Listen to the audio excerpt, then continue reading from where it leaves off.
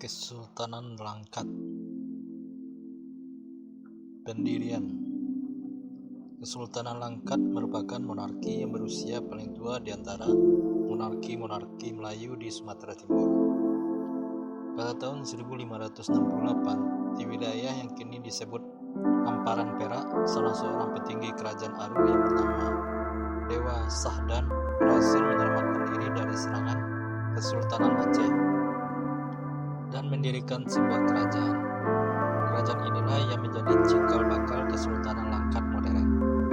Nama Langkat berasal dari nama sebuah pohon yang menyerupai pohon langsat. Pohon langkat memiliki buah yang lebih besar dari buah langsat, namun lebih kecil dari buah. Rasanya pahit dan kerat.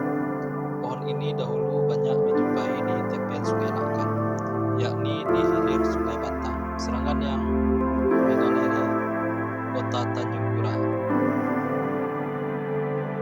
Hanya saja pohon itu kini sudah punah.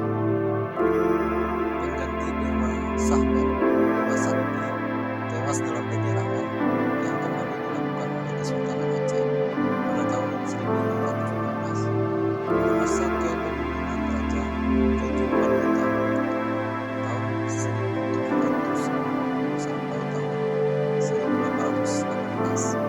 Serangan terhadap Langkat berasal dari kerajaan Belanda. Langkat sebelumnya merupakan bawahan Kesultanan Aceh sampai awal abad ke-19. Pada saat itu, Raja-Raja Langkat meminta perlindungan Kesultanan Siak. Tahun 1850, Aceh mendekati Raja Langkat agar kembali ke bawah pengaruhnya. Namun, pada tahun 1869, Langkat menandatangani perjanjian dengan Belanda dan Raja Langkat diakui sebagai Sultan pada tahun 1877. Masa kolonial. Pada masa pemerintahan Sultan Musa Al-Khalid Al-Mahadiyah Muazzam Shah, seorang administrator Belanda bernama Aelko Zikker Johannes Groninger dari Delhi Matschapi menemukan konsesi minyak bumi di Telaga Said, Pangkalan Berantan. Konsesi pertama eksploitasi minyak bumi diberikan oleh Sultan pada tahun 1883. 2 tahun kemudian dilakukan produksi pertama minyak bumi dari Peru. Pada tahun 1892, kilang minyak Royal Dutch yang menjalankan usaha eksploitasi mulai melakukan produksi massal. Berkat ditemukannya ladang minyak tersebut, pihak Kesultanan Langkat menjadi kaya raya akibat pemberian royalti hasil produksi minyak dalam jumlah besar. Secara umum, bila dibandingkan dengan kesultanan-kesultanan Melayu di Sumatera Timur saat itu, Langkat jauh lebih makmur, melebihi harapan. Bersama Kesultanan Siak, Kesultanan Kutai Kartanegara, dan Kesultanan Bulungan, Langkat menjadi salah satu negeri terkaya di Hindia Belanda pada saat itu. Salah satu sisa kejayaan Langkat yang dapat disaksikan sekarang adalah Masjid Azizi di Tanjung Pura. Pada tahun 1907, Sultan Abdul Aziz Abdul Jalil Ahmad Shah menandatangani kontrak politik dengan Belanda yang diwakili oleh Jacob Balot selaku Residen Van Sumatera Oostkus. Dalam perjanjian ini, batas wilayah Kesultanan Langkat ditetapkan. Daerah-daerah yang termasuk dalam wilayah Kesultanan atau kekuasaan Sultan terdiri dari Pulau Kumpei, Pulau Sembilan, Tapakda, Pulau Masjid, dan pulau-pulau kecil di dekatnya, Kejuruan Setabat, Kejuruan Minjai atau Minjai, Kejuruan Sedesai, Kejuruan Bahoro, daerah dari Datu Lepan, dan daerah dari Datu Desitang. Wilayah Langkat secara administratif dibagi menjadi 3 bagian. Langkat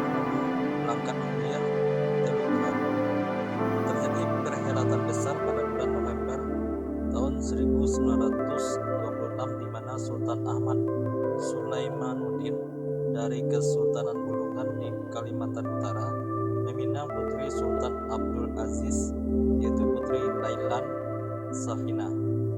Oleh rakyat Langkat, Sultan Bulungan dikenal dengan nama Sultan Maulana Ahmad.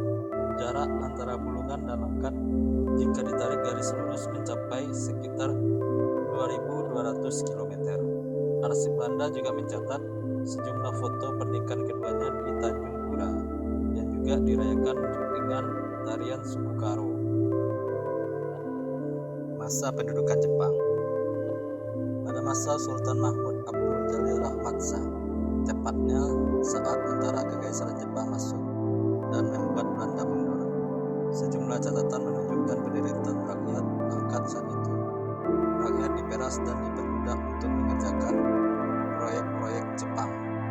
Di sini tak ditemukan bagaimana relasi, kontestasi, dan peta politik Langkat dengan kerajaan-kerajaan tetangga setelah proklamasi kemerdekaan.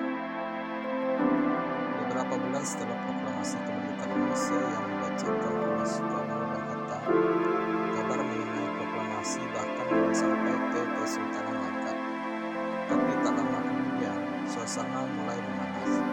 Laskar-laskar terbentuk dan pada 5 Oktober tahun 1945, Sultan Mahmud Abdul Jalil Rahmat Shah kemudian menyatakan bergabungnya Kesultanan dengan Negara Republik Indonesia. Pada tanggal 29 Oktober, Tengku Amir Hamzah diangkat menjadi asisten residen atau Bupati Langkat dan berkedudukan di Binjai oleh Gubernur Sumatera, Teuku Muhammad Hasan. Kesultanan Langkat runtuh bersamaan dengan meletusnya revolusi sosial yang didukung pihak komunis pada tahun 1946. Pada saat itu banyak keluarga Kesultanan Langkat yang terbunuh, termasuk Tengku Amir Hamzah, penyair Angkatan Pujangga Baru, dan Pangeran Kesultanan Langkat. Puluhan orang yang berhubungan dengan Swapraja ditahan dan dipenjarakan oleh laskar-laskar yang tergabung dalam Front. Di Binjai, Tengku Kamil dan Pangeran Stabat ditangkap bersama beberapa orang pengawalnya. Istri-istri mereka juga ditangkap dan ditawan di tempat periksa. Berita paling ironis adalah pemerkosaan 2 orang putri Sultan Mahmud Abdul Jalil Rahmat Shah pada malam jatuhnya Istana Darul Aman 9 Maret 1945. Setelah menangkap Tengku Amir Hamzah, peradilan rimba, demikian istilah bagi laskar-laskar itu, menjatuhkan hukuman pancung bagi Amir Hamzah. Jasadnya kemudian ditumbuk dengan jasad atau jenazah G26 Tengku lainnya. Keesokan harinya, jasad Amir Hamzah dikebumikan di Masjid Azizi, Tanjung Pura. Istana Darul Aman memang diserbu dan dibakar. Tetapi Sultan Mahmud Abdul Jalil Rahmat Shah tak turut dibunuh. Ia ditangkap dan diasingkan ke Batang Serangan hingga kemudian Belanda membebaskannya pada bulan Juli tahun 1947. Setelah Sultan Mahmud Abdul Jalil Rahmat Shah wafat pada tahun 1948, para Sultan Langkat praktis kehilangan kekuasaan politiknya dan hanya bertahta sebagai pemangku adat dan kepala keluarga kerajaan. Daftar penguasa. Sultan Mahmud Abdul Jalil Rahmat Shah yang memerintah tahun 1927 sampai 1948. Berikut adalah raja-raja Kesultanan Langkat. Tahun 1568 sampai 1580 adalah Panglima Dewa Sahdan. Tahun 1580 sampai 1612 adalah Panglima Dewa Sakti, anak Raja Sunda. Tahun 1612 sampai 1673 adalah Raja Keharwin, Panglima Dewa Sakti, anak Raja Sunda. Tahun 1673 sampai 1750 adalah Bendahara Raja Badiuzzzaman bin Raja Kahar, anak Raja Sunda. Tahun 1750 sampai 1818 adalah Raja Kejuruan Hitam atau Tua Hitam bin Bendahara Raja Badiuzaman, anak raja sebelumnya. Tahun 1818 sampai 1840 adalah Raja Ahmad bin Raja Indra Bungsu, keponakan raja sebelumnya. Tahun 1840 sampai 1893 adalah Tuanku Sultan Haji Musa Al-Khalid Al-Mahadiyah Muazzam Shah atau Tengkungah bin Raja Ahmad, anak raja sebelumnya. Tahun 1893 sampai 1927 adalah Tuanku Sultan Abdul Aziz Abdul Jalil Ahmad Shah bin Sultan Haji Musa, anak raja sebelumnya. Tahun 1927 sampai 1948 adalah Tuanku Sultan Mahmud Abdul Jalil Ahmad Shah bin Sultan Abdul Aziz, anak raja sebelumnya. Tahun 1948 sampai 1990 adalah Tengku Athar bin Sultan Mahmud Abdul Jalil Ahmad Shah, anak raja sebelumnya, sebagai pemimpin keluarga kerajaan.